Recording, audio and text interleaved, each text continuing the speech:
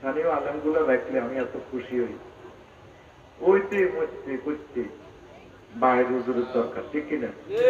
পুতুল হইয়ারেন আফসারি দিতেন এক বোম্বা কাছের গুলারে রাখবেন। এগুলো হলো আপনাকে রাহাবা সাহেব হাসর মাঠে এরা আপনাকে সাক্ষী দিবে। আল্লাহ আমার মাহমুদুর রহমান ভাই, মাসুম বিল্লাহ ভাই, মাকসুদ ভাই, আমার ভাই, তাদেরকে নেখায়াত দাও। প্রিয় বন্ধুরা, এই তো আজকের এই দিনে আমাদের এই এলাকার নক্ষত্রকে আমরা হারালাম। এই তো কাছে আল্লামা লুৎফুর রহমান সাহেব, কত সুন্দর এক সোনালী পাখি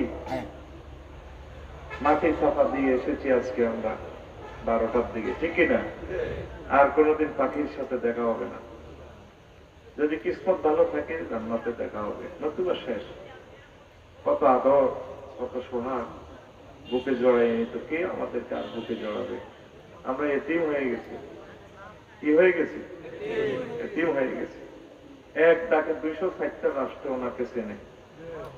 বাংলা ভাষা যেখানে, সেখানে আল্লামা লুৎফুর রহমান সাহেবের চেনে।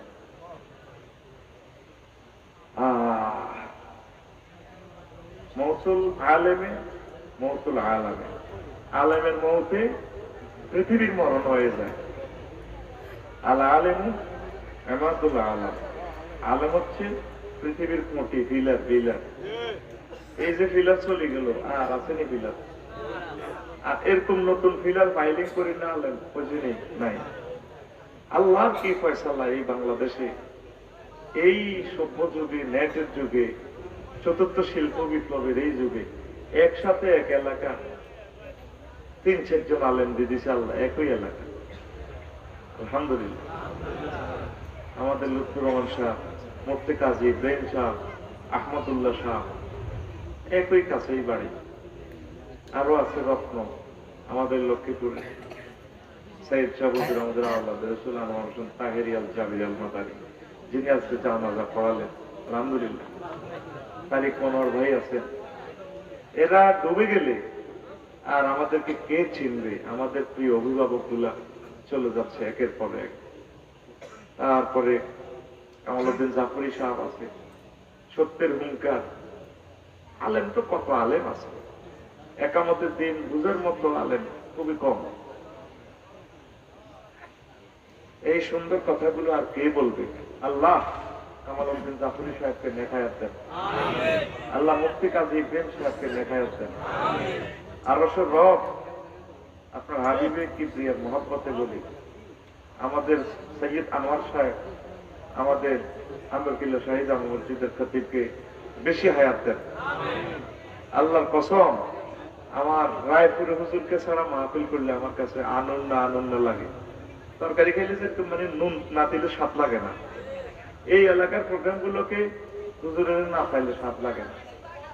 সাইফুল্লাহ মনির বাইরে না পাইলে, ইসমাইল সাহেবের না পাইলে, উপাধ্যক্ষ, ওনাদেরকে না পাইলে আনন্দ আনন্দ লাগে।